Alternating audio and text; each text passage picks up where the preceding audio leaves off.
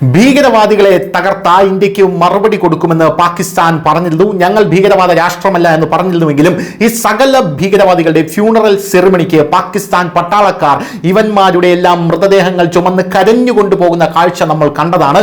കഴിഞ്ഞ ദിവസം അക്ഷരാർത്ഥത്തിൽ പാകിസ്ഥാൻ കത്തിയെരിയുന്ന കാഴ്ചയാണ് കണ്ടത്. അത് വേറൊന്നുമല്ല, നമ്മുടെ പൂഞ്ച് സെക്ടറിൽ നമ്മുടെ അമ്മമാരെ, പെങ്ങന്മാരെ, കുട്ടികളെ അടക്കം പാകിസ്ഥാൻ ഷെല്ലാക്രമണത്തിൽ ഇവർ കൊലപ്പെടുത്തുന്നത് നമ്മൾ കണ്ടതാണ്. ഒരു ധീര സൈനികന് വീരമൃത്യു അവിടെ വരിക്കേണ്ടി വന്നു. ഇതെല്ലാം ഇന്ത്യ കണ്ടുകൊണ്ടിരിക്കുകയാണ്.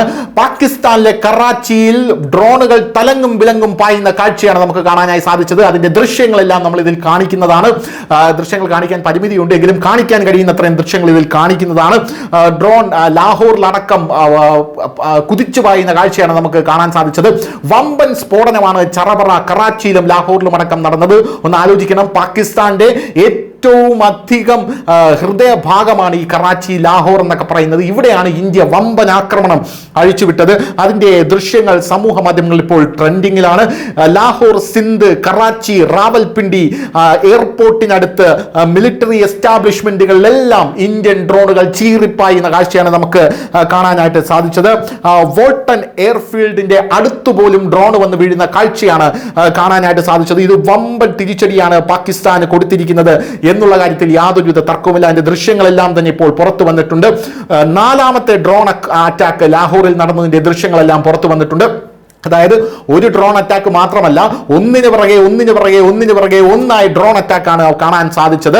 പാകിസ്ഥാനി ഗവൺമെന്റോ മിലിറ്ററി, അവിടെയുള്ള മിലിറ്ററിയുടെ ഒരു ഒഫീഷ്യലോ അവിടെ ഡ്രോൺ വന്ന് വീണ കാര്യം ആ സമയത്ത് സ്ഥിരീകരിക്കാൻ തയ്യാറായില്ല, അല്ലെങ്കിൽ സമ്മതിക്കാൻ തയ്യാറായില്ല. എന്നാൽ സോഷ്യൽ മീഡിയ ശക്തമായിരിക്കുന്നതുകൊണ്ട് പാകിസ്ഥാനിൽ നിന്ന് തന്നെ ഈ ദൃശ്യങ്ങൾ ഇപ്പോൾ സോഷ്യൽ മീഡിയയിൽ തരംഗമായി പടർന്നുകൊണ്ടിരിക്കുകയാണെന്നുള്ളതാണ് മറ്റൊരു പ്രധാനപ്പെട്ട കാര്യം.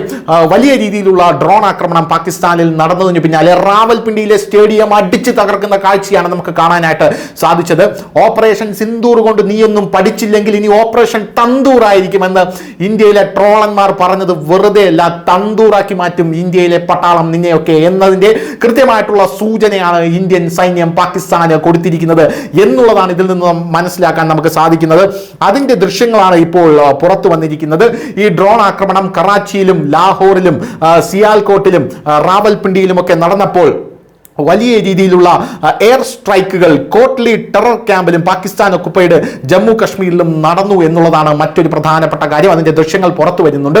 എന്നാൽ ആ ദൃശ്യങ്ങൾ, ആ എയർ സ്ട്രൈക്ക് നടന്നത് ഡ്രോൺ വഴിയാണോ എന്നുള്ളതാണ് നമുക്ക് സ്ഥിരീകരിക്കേണ്ട മറ്റൊരു കാര്യം എന്ന് പറയുന്നത്.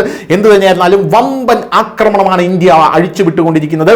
നിങ്ങൾക്ക് സങ്കല്പിക്കാൻ കഴിയുന്നതിലും അത്ര ഗ്രാവിറ്റിയിലാണ് നമ്മുടെ ഇന്ത്യൻ സൈന്യം പാകിസ്ഥാനിലേക്ക് കുതിച്ചു കയറുന്നത് എന്നുള്ളതാണ്. പാക് സൈന്യം നോക്കുകുത്തിയായി നിൽക്കുന്നു എന്നുള്ളതല്ല ഇതിൽ ഏറ്റവും വലിയ വാർത്ത. പാകിസ്ഥാന് ലഭിച്ചിരിക്കുന്ന ചൈനീസ് ആയുധങ്ങൾ നോക്കുകുത്തിയായിരിക്കുന്നു എന്നുള്ളതാണ് ഇതിൽ നമുക്ക് ഏറ്റവും ഇമ്പോർട്ടന്റ് ആയിട്ട് പറയേണ്ട കാര്യം. ചങ്കിലെ ചൈന എന്ന് പറയുന്ന ഈ ചൈന ഇന്ത്യയെ വലിച്ചു മൂക്കിൽ കയറ്റും, ലോകരാജ്യങ്ങളെ വലിച്ചു മൂക്കിൽ കയറ്റും എന്ന് പറയുന്ന ഈ ചൈനയുടെ ആയുധങ്ങളുടെ നിലവാരമാണ് ഇപ്പോൾ ലോകരാജ്യങ്ങളെല്ലാം കണ്ടുകൊണ്ടിരിക്കുന്നത്. അത് അവർക്ക് കൂടെ കോൺഫിഡൻസ് കൊടുക്കുന്ന ഒരു സംഭവമാണ്. കാരണം നാളെ ചൈനയുമായി ഒരു ഏറ്റുമുട്ടലിന് ഏതെങ്കിലും ഒരു രാജ്യം തുനിഞ്ഞാൽ ഇവരുടെ ആയുധത്തിന്റെ ശക്തി ഇത്രയൊക്കെയാണ്, ഇന്ത്യ അടിച്ചിട്ടുണ്ട്, പാകിസ്ഥാനിലേക്ക് നോക്കൂ എന്ന് അവർക്ക് പറഞ്ഞ് കൃത്യമായി പാകിസ്ഥാനെ നേരിടാനുള്ള കോൺഫിഡൻസ് ലഭിക്കുമെന്നുള്ളതാണ് ഈ ആക്രമണത്തിലെ ഏറ്റവും വലിയ കാര്യം എന്ന് പറയുന്നത്. News desk, news India Malayalam.